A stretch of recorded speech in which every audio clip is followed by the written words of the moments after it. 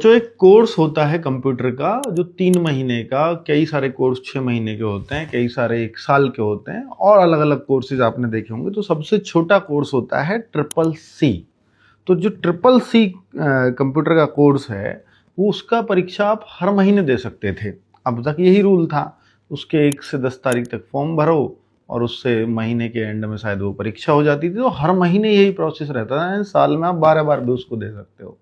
लेकिन अब उसको क्या किया गया है, कंट्रोल किया गया है और बोला गया है कि अब साल में हर महीने नहीं, सिर्फ 4 बार ही उस परीक्षा को दे पाओगे। तो जो ट्रिपल सी को बड़े ही हल्के में लेते थे, तो अब उनको कम से कम उसको 4 गुना थोड़ा सा इज्जत देनी पड़ेगी और अपने ट्रिपल सी की थोड़ी सी प्लानिंग करनी पड़ेगी। ऐसा नहीं है आप बोलते थे कि भाई 3 महीने का फिर कैसे था ये कंप्यूटर कोर्स। तो वो ऐसा होता था कि आपने इस महीने परीक्षा पास कर ली तो वो परीक्षा वही पास कर पाते थे जिन्होंने कम से कम 3 महीने में इतना तो पढ़ लिया हो कंप्यूटर। तो इसलिए इसको 3 महीने का कोर्स मान लिया जाता था और 3 महीने के अंदर ही वो सर्टिफिकेट बन बना के सब कुछ तैयार होकर के आपके पास आ पाता था।